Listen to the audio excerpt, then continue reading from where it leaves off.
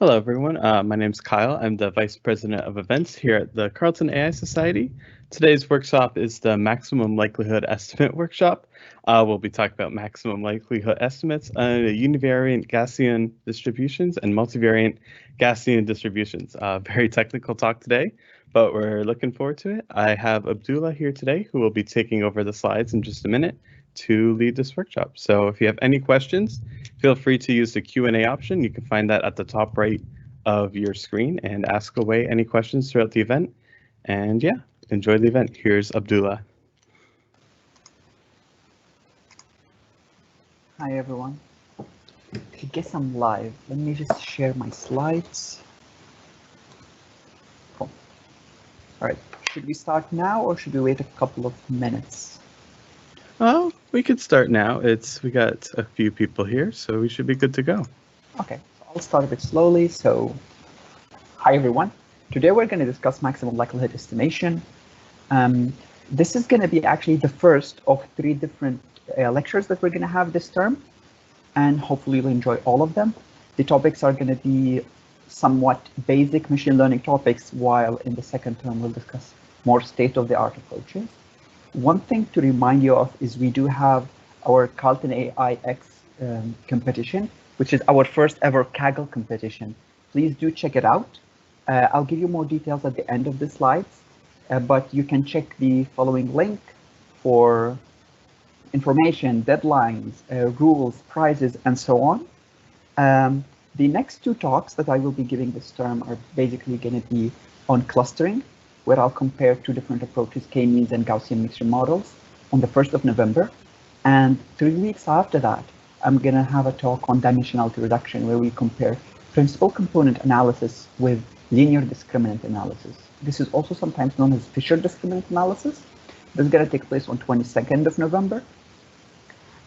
Also, please do check out our event next Sunday, same time as now, 6 p.m., which is Introduction to Scientific Python. It will be a practical workshop. It will introduce some of the basic libraries you're going to have to use in Python, such as NumPy, Pandas, and so on. And I'd like to thank our sponsor, CPA Ontario, for actually funding our competition. They'll basically provide the monetary prizes. So for today's presentation, we're going to start by defining what is maximum likelihood estimation and why is it important. And then we're going to apply it to 3 different distributions. One discrete, which is the Bernoulli distribution, and then we're going to apply it to the Gaussian distribution, both in the univariate and multivariate cases. Now, we'll start with a bit of motivation, right? Let's say we have some data samples, and we do know that they belong to different classes. And the goal is to predict the class of each new sample. Now, one approach we can do to solve this problem is, if we assume that these classes are independent, we can assume a given structure for the underlying distribution of each class. Then we can estimate the parameters of the corresponding probability distribution for each class. And then, whenever we get a new sample, we'll just basically check which distribution is the one that is most likely to generate this data sample. And that will be the predicted class of that approach. Now, this is what is known as generative approaches in machine learning, because what we're doing here, we're actually modeling the underlying distributions of the data whenever we're doing classification. And the other approach is something called discriminatory approaches, where we basically, rather than modeling the data, we're only interested in learning a separating hyperplane between the different classes. Now, maximum likelihood estimation is sometimes known as density estimation. Now, what we do is we assume the samples that we have are random. We're corrected randomly from the given probability distribution. And we assume that the probability distribution of each class is both fixed and unknown. And this unknown parameters of the distribution we are going to call them as theta. Now, this is going to be a single value, multiple value, depending on the underlying distribution. So if we have this data set X, right, and if we divide it into C different subsets, where each subset corresponds to a given class, right? Now, if we assume that the data for each one of these classes is drawn randomly according to this distribution, which is the probability that X is going to appear given the parameters of this distribution or the parameters of this class. Now, if we assume that the thetas are independent across the different classes, then knowing the parameters of distribution I or class I will not tell us anything informative about the parameters of another distribution, let's say class theta j. Now, the advantage of that, the advantage of the classes being independent is we can estimate the parameters of each one of these classes separately without having to worry about the interdependence of the parameters between the different classes, right? Now, the goal is to estimate theta j for each one of these classes using the training set we have. Now, since we assume that the classes are independent and we're going to estimate each one of them independently, we can just drop the subscripts and we can solve for d no matter what that class is, right? So the problem formulation we have is as follows. Let's say we have data set D that has n many samples that are drawn independently. And sometimes we call this IID, which means the samples are drawn independently and they are identically distributed, which means they're all sampled from the same distribution. Now, doing that would say that the probability of getting this data set D, given the parameters of the model, is actually simply equal to the multiplication of the probabilities of generating each one of these samples in the data. Now, we don't know theta, and that is our goal. So if we try to estimate it with a value called theta hat, that maximizes the likelihood, which is the likelihood of getting the data, the likelihood of the data appearing. This is our best estimate of this unknown parameter theta. And what value can we get? What value can we estimate that it is the one that would make the observed data more likely, right? Which means simply we look at this probability distribution, which is the probability that we observe the data D given the parameter theta, and we're looking for theta that maximizes this probability. And we try to do that by finding an estimate of it called theta hat. Now, this is simply what a maximum likelihood estimator is, which is if we assume a given distribution that has a set of parameters, we estimate the parameters that best explain the data we have observed, the observations. And this estimate is called theta hat, and we get that by getting the value. We get this estimate by finding the value that maximizes the probability of obtaining these observed samples. So one way to describe what is the maximum likelihood estimate is that it seeks solutions that best explain the observed data, right? So our goal is to find theta that maximizes the likelihood of observing the data, right? And this is actually shown in equation 3, where theta that maximizes the likelihood will also maximize the log of the likelihood, right? Because the log function is both monotonic and it is an increasing function. So if we do take the log of this equation, theta that maximizes this equation will also maximize equation 4, which is simply taking the log. And why do we do that? Well, if you are trying to maximize this probability, right, and it is the result of multiplication, this is slightly a challenging problem. And taking the log will turn the multiplication into a sum. So now, if we have to maximize the sum of n terms, all we need to do is actually maximize each one of them. And that's going to be a significantly easier problem to handle, right? So the resulting function that we have, which we call the log likelihood function, which is the log of the likelihood of observing the samples we have. And because the log function, like I said, it's monotonic and it's both increasing as well. Now, theta hat that we're interested in also is the same one that maximizes this function, right? Now, how do we obtain this estimate? Because that's our goal. Well, the approach to do that is actually very simple, which is we have this function and we take its derivative, right? We take its gradient with respect to theta, and then we equate it to 0 and we find the corresponding values of theta. So basically, we look at this equation, we can take the derivative with respect to theta, and then we equate it to 0 and we solve the problem. So the only part that changes is this part, which is what is the underlying distribution that we assume for the data, right? So we're actually going to start with the simplest of all, which is the Bernoulli distribution. Now, it's a discrete probability distribution that actually has only two possible outputs, which is either fail or success, right? Now, let's play a game and see how we can link this game to the maximum likelihood estimate, right? Now, if a person asks you a question, he says, I do have a coin, right? And if I flip it, what is the probability that I'm actually going to get heads up, right? Well, you can just simply say, could you please flip the coin a few times? Now, the person does flip the coin 5 different times, and he gets 3 heads and 2 tails. Well, then you say, the probability is that the probability that I'm going to get heads is 3 over 5. Now, we can just do that without knowing anything about maximum likelihood estimate, right? That seems like basic probability. Now, what we just counted is the frequency of heads, right? So why did we choose that? The answer is simply taking the frequency of heads is exactly the maximum likelihood estimator for this problem. Now, we can ask ourselves, how good is this estimate? And is this really a machine learning problem? Well, let's start with the following. We have a Bernoulli trial. Like we said, it has only two possible outcomes, either heads or tails.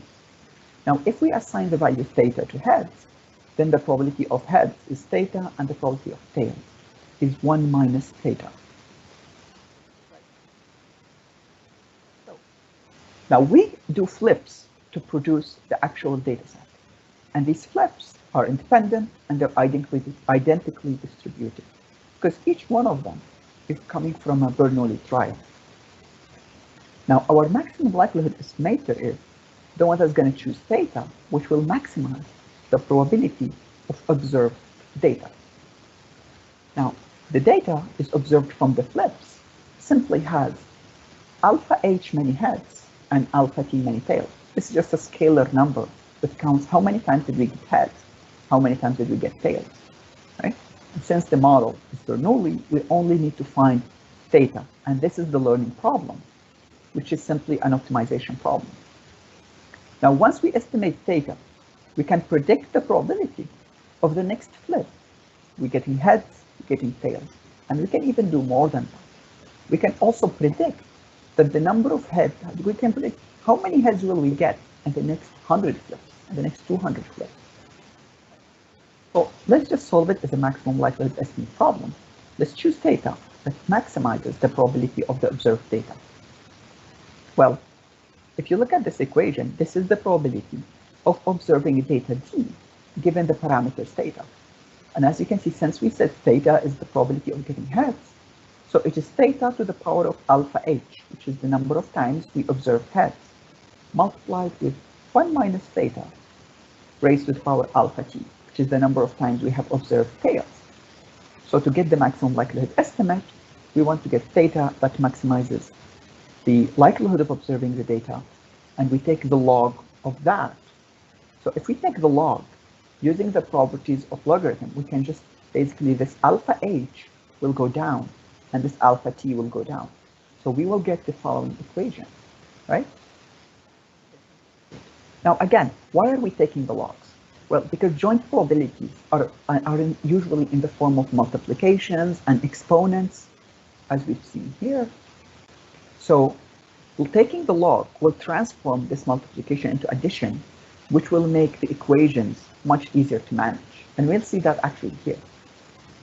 So if we have this equation, and the goal is, let's take the derivative of this equation with respect to theta, then we set it to 0 to find the optimal value of theta, right? So before we take the derivative, we can just simply use the properties of the log. First, to take alpha h from being a power to being multiplied by the logarithm of theta. Since we have here two terms that are multiplied, the log will turn the multiplication into a sum, right? So now we can take the derivative of this first term with respect to theta, which is very easy, right? Because the derivative of the log of theta is 1 over theta. And the derivative of 1 minus theta is basically minus 1 over 1 minus theta. So we end up with this, which is the derivative of the log likelihood of the data. Right? Now we do know this from the data we have observed, and we do know the alpha h and alpha t. All we need to do is find theta.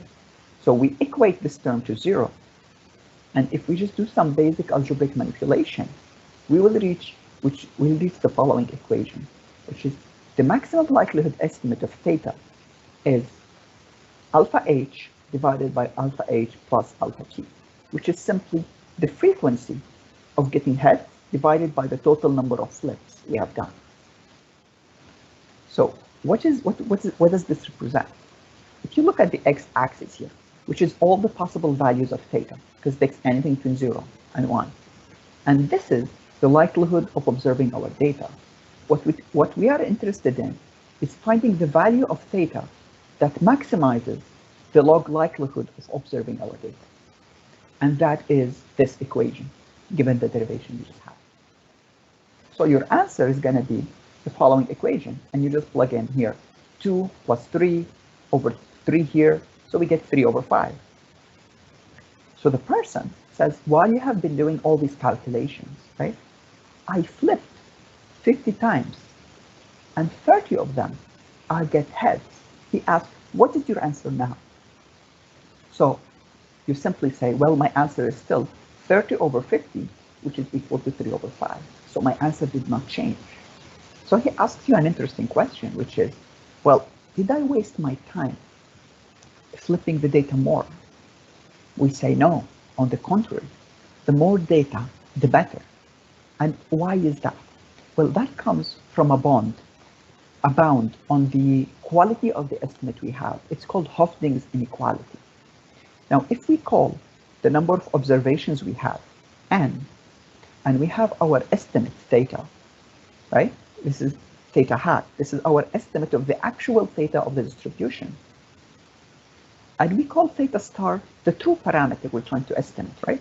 And we would like theta to be as close as possible to theta star. The Hoeffding's inequality says the probability of our estimate being further away from the true value, larger than epsilon, where epsilon is a very small positive number. So the probability that we are further away from the true value, more than an epsilon away, is smaller or bounded from the up by this number, which is 2 e to the minus n epsilon squared.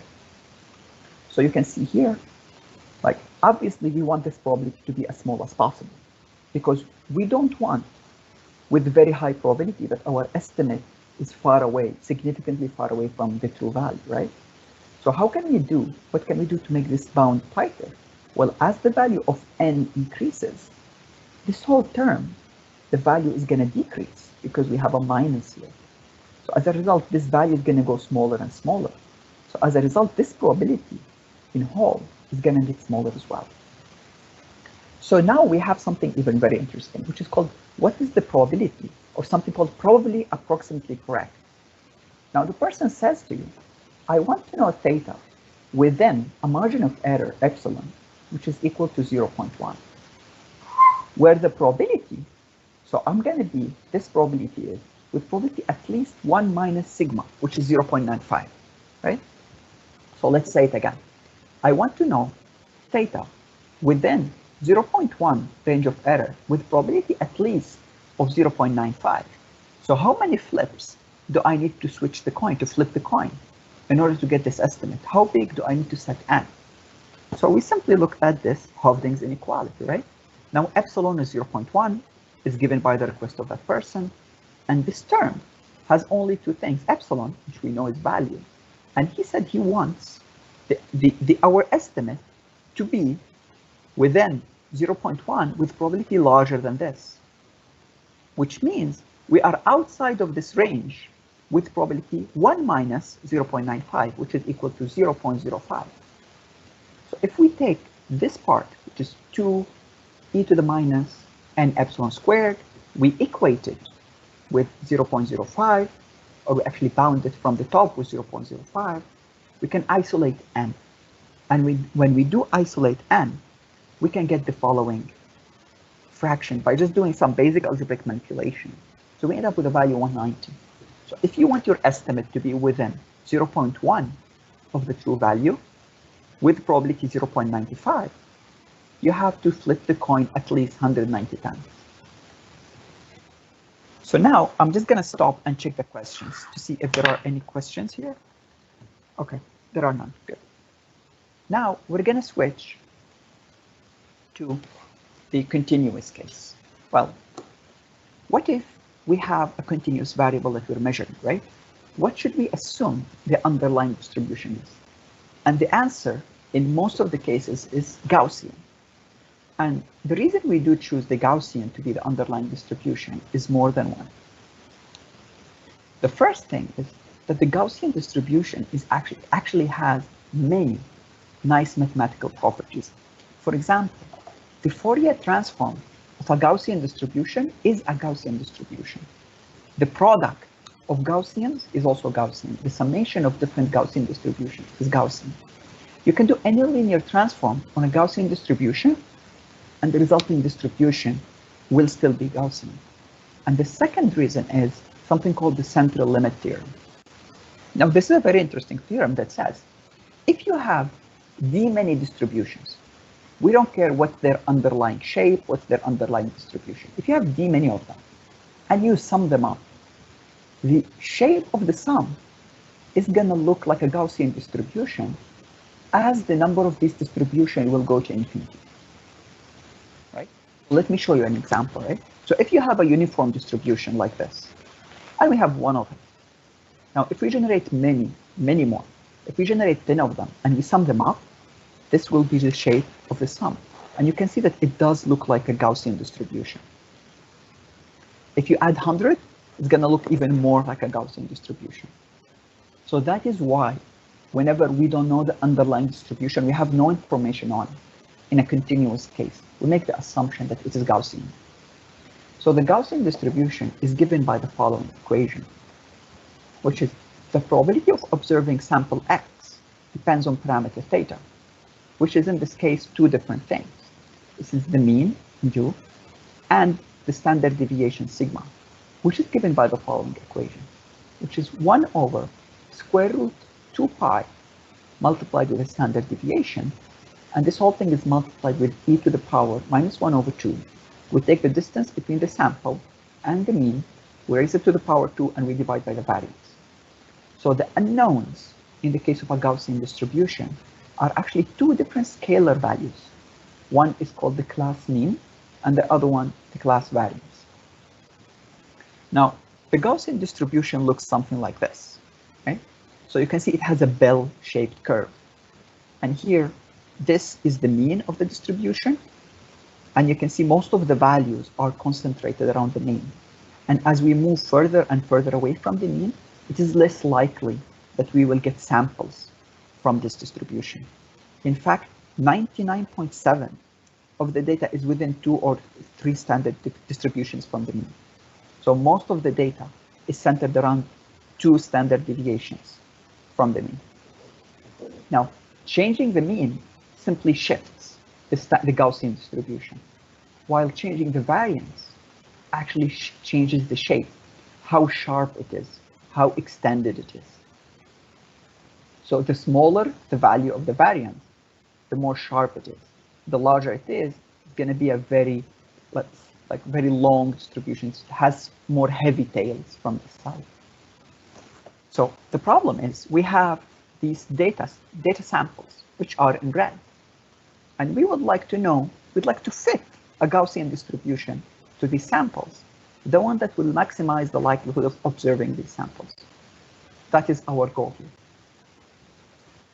So we'd like to learn the parameters of this Gaussian distribution, and we always assume the data is IID, which means independent and identically distributed.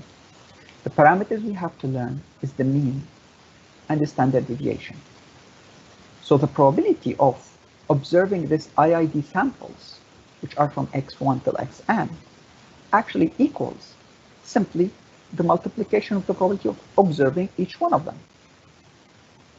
Right, so as you can see, we took the first term, we raised it to power n because it does not depend on the sample, while the second term of the Gaussian distribution, we have here I, which represents the sample. Now, the maximum likelihood estimate of the Gaussian is simply, we're trying to find mu and sigma that maximize the probability of observing samples. So we follow similar steps as before. First, we take the log.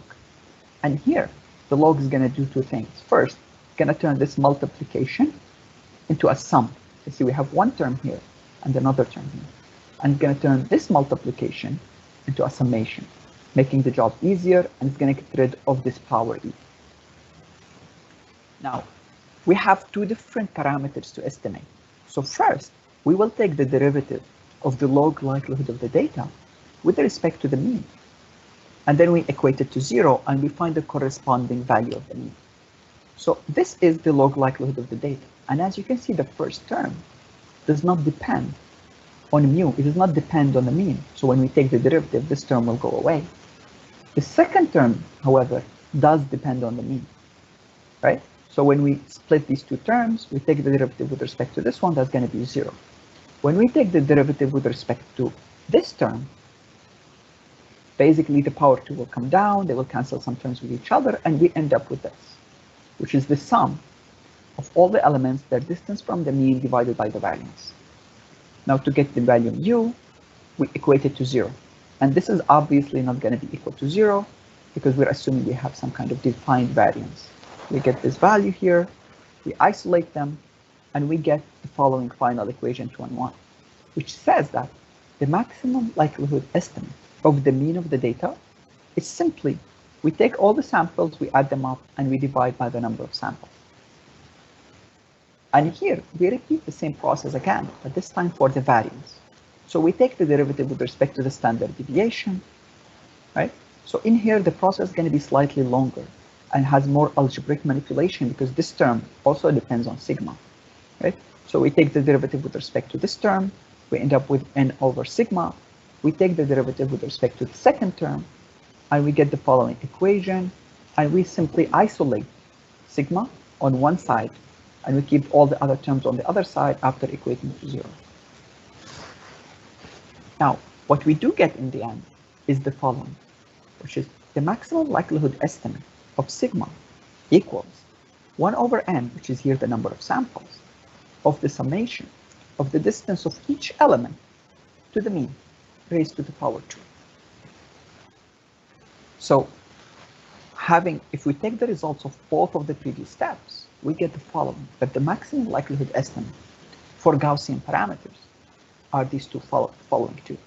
This is the estimate of the mean, which is simply the geometric mean of the data, and this is sigma, or the variance, which is we take the distance between each sample with the estimated mean, right? And we divide by the number of samples. So now we ask ourselves the following question. How good and reliable are these estimates of ours? And we assess the goodness and reliability of our estimates using two things. The first thing is called bias, which is how close are my estimates to the true value? And this is a measure of the goodness of the estimate. And the variance is how much would this estimate change if I tried it again with a different data set drawn from the same distribution. Now, this is a measure of reliability. Now, in an ideal case, we would like both the bias and the variance to be 0, or as close as possible to 0. But that's not going to be practical, and in many cases, we do have to increase one of them to reduce the variance. This is called the bias and variance dilemma. So here, the variance is the range of values we obtain by estimating theta in different trials. Which means we sample the data, we estimate theta, which means the mean, the variance, and we do that again and again, and we get an estimate. We get what is the variance in my estimate? And we can get the bias, which is how far is the mean of these different estimates is from the true value, which is the true mean, right? So ideally, we want both the variance and the estimate to be 0 or as small as possible. but usually we can only reduce one of them at the expense of the other. So let's try to visualize. If these were my samples, if the blue dots were my samples, and the true theta was actually this red dot. So the bias is the distance from the true sample to the mean of these samples. And the variance is the variance within these samples if we run multiple trials, right? Because this is our estimate of theta from one trial, our estimate of theta from another trial, and so on. So this is the variance within. So if we run different trials, we're getting these different values. So what's the variance within these values, right? So a low bias and high variance estimate will look something like this. So you can see we're not far away from the true value, but we have very large variance. Means if we repeat the experiment many times, we are getting significantly different values. Now, a high bias, a low variance estimate looks something like that. Means if we keep repeating the experiment, we're getting values within a very small range, but they are significantly far away from the true value. Now, how about the bias and variance of the maximum likelihood estimate for our Gaussian, right? So for an estimate to be unbiased, we want the expected value of all the estimates we make to be equal to the true value, right? So the maximum likelihood estimate of the mean is the expected value of the maximum likelihood estimate of the mean. So this is given by the equation we derive, which is 1 over n, and we sum all the possible values. So we can take actually the expectation inside the sum, and we get the actual mean of the data, which means that the maximum likelihood estimate of the mean is an unbiased estimate of the true mean of the data.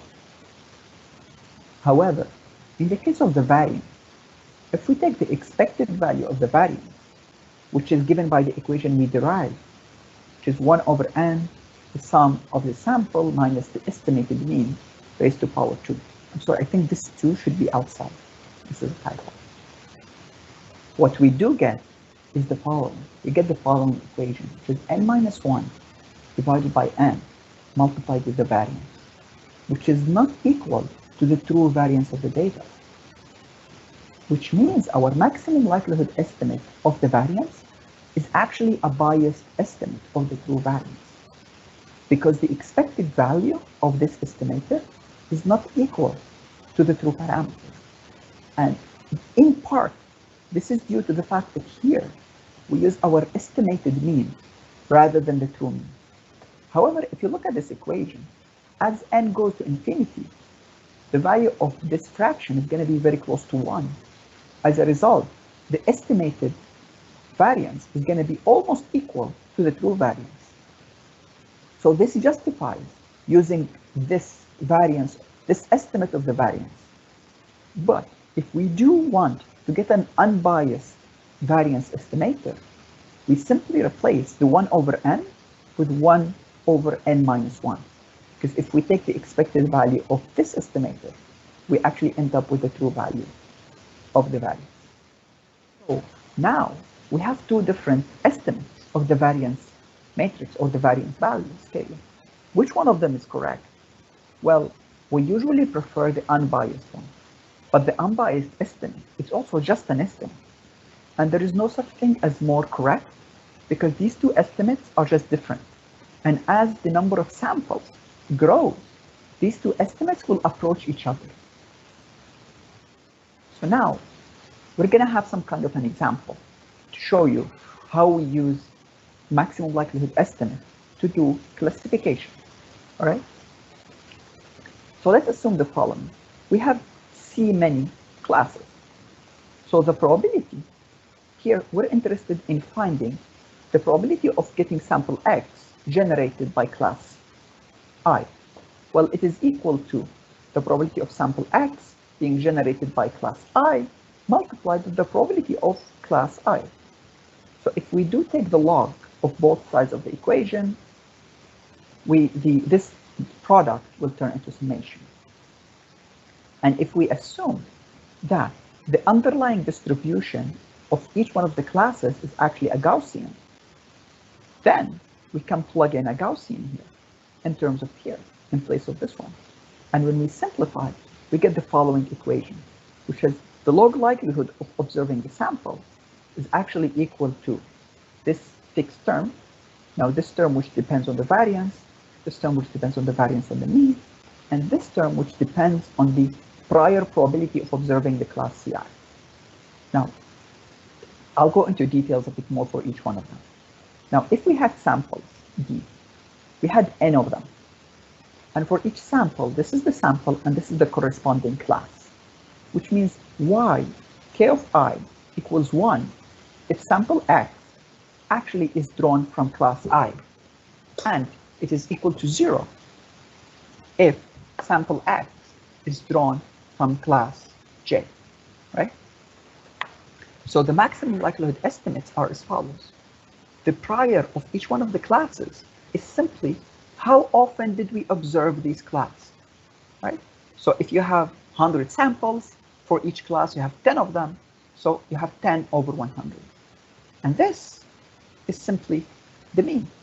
This is here, this RK, just gonna check how often do we get the samples, how many samples do I have from this class, right? So here we get the mean of class I and the variance of class I. Then the discriminant we get is simply going to look like this. Now we know the value of this, the value of the mean, the value of the variance. So let's look at what that actually means in terms of visualization, right? So if we have two classes and they have equal variance, this would be on the y-axis the likelihood of getting a sample, right? So if value x is 4, then it is most likely generated by the red distribution. If it's -4, it's more likely to be generated from the blue distribution, right? But in here, we're not taking the class prior into consideration. For example, this class might be 100 times more probable than the red class, right? Now, if we assume that we have equal priors, which means each of these two classes occurs with equal probability, we get the following boundary, right? This is simply what we get. This is probability of getting class CI given X, right? So we reach this single decision boundary just halfway between the mean, right? So if any point falls to the left of this boundary 0, then it's from the blue class. If it falls anywhere on the right, it's from the red class, right? Now, you can see that if the variances had, if the two distributions had different variances, we don't have to end up with a single boundary. We might end up with multiple boundaries like here. Which means if the point is in this part, it's from the red class. If it's here, it's from the blue class. It's from the red class, I'm sorry. If it's somewhere here, the value X, then it's most probably coming from the blue distribution, right? So you can see here that this is the likelihood of the data. We have two different classes. Once we take the posterior and the prior into consideration, we can find the decision boundaries, and we're not going to go into expected risks today. The question that we now encounter, what if we have multiple features per sample, which means we have high dimensional data, right? Well, in that case, we can use the multivariate Gaussian distribution. And in the case of the multivariate Gaussian distribution, we have two parameters again, but they are not scalars. We have vector mu, which is the mean, and this is the mean of the data, which is a vector of size d. And this is the variance matrix of size d by d, right?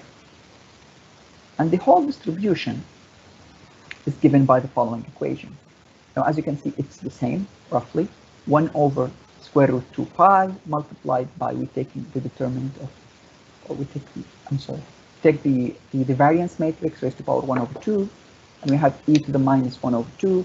We have the distance to the mean multiplied by the inverse of the variance matrix. And here's the distance to the mean again.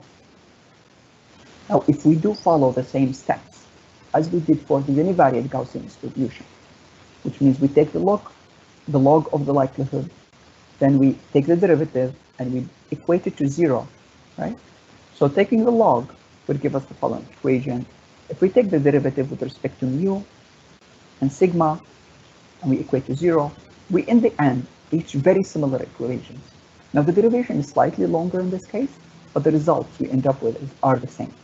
Since the mu is the summation of all samples divided by 1 over n.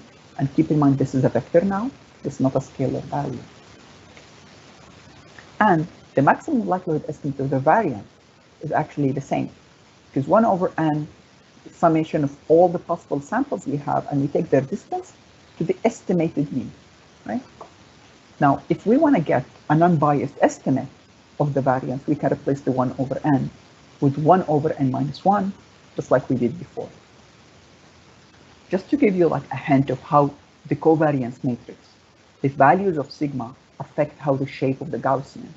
So if we had equal variance, which means both the distribution at both axes had the same variance, it would look like this. But if one of the features or the dimensions had larger variance, the distribution would be more elongated or more stretched in that dimension, right? And if they actually had some kind of positive covariance, you would see that the hyperplane would somehow have the same slope with the hyperplane, like y equal x1, x2, x1 plus x2 or something. Here, we'll have the opposite one.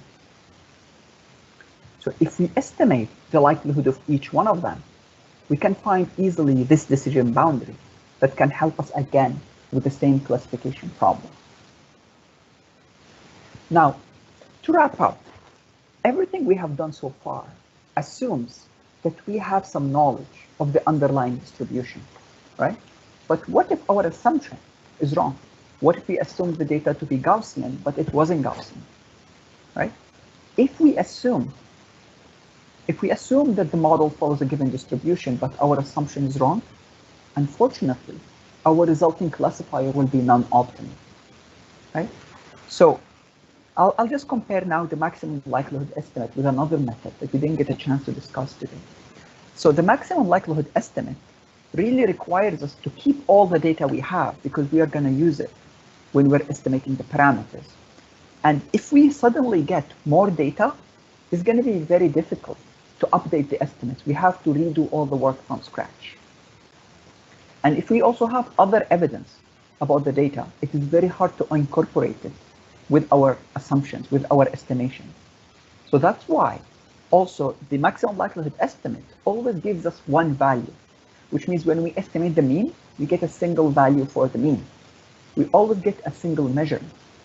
However, if we use something called the Bayesian estimator, this actually allows the parameters we're trying to estimate to be random variables themselves.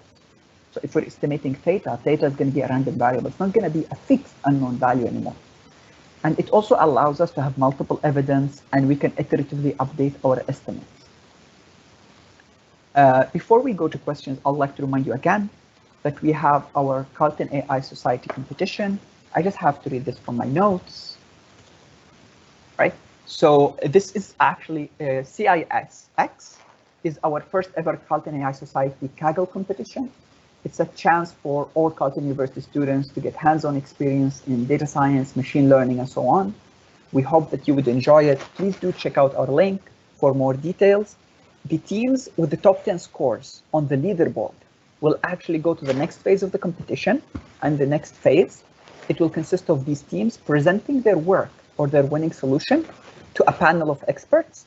And when the competition is over, the panel will choose the top 3 teams based on their scoring, as well as how good is their solution, how genuine it is. Maybe it has a new creative approach and so on. And for some reason, I have to read this as well. So please note that the panel will determine the winners of the monetary prize, and those who may have the best scores don't necessarily mean that they automatically win the competition. Teams who automatically impress the panel with their solution and their presentation win the competition, right? So I do have some few things to mention. That please don't forget that next week on Sunday, we have our workshop called Introduction to Scientific Python. And I do have 2 more lectures this term, which is going to be one on clustering and one on dimensionality reduction on the 1st of November and the 22nd of November. And again, I would like to thank our sponsor, CPA Ontario, for their support. And thank you for listening. And if you have any questions, I think we can have them here, or we can switch to Discord. It's up to you.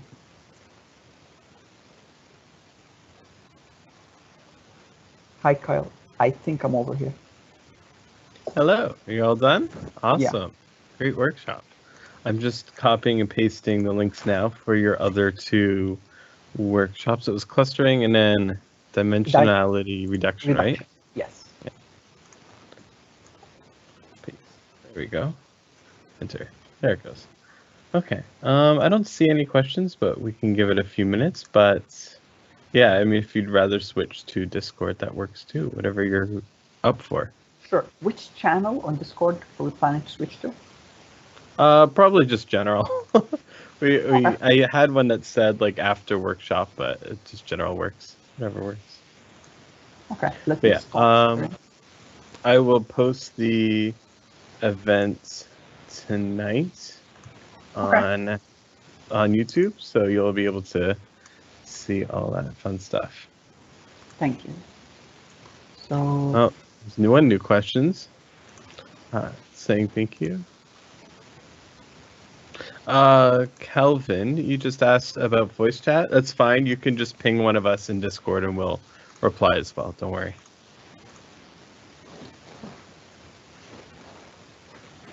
Yeah. So if you're interested in the CAIS competition, it's carletonai.com/x.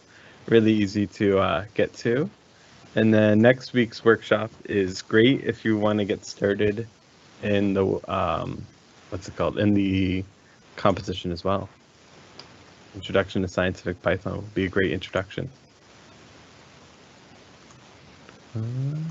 Yeah. Okay. Well, I don't see any new questions coming in. So yeah, I'll end the live event and then hop into Discord if you want to join me, Abdullah. Sure. All right. Alrighty. All right. Thank you so much for attending, guys. Have a great rest of your evening. You too. Bye. Bye.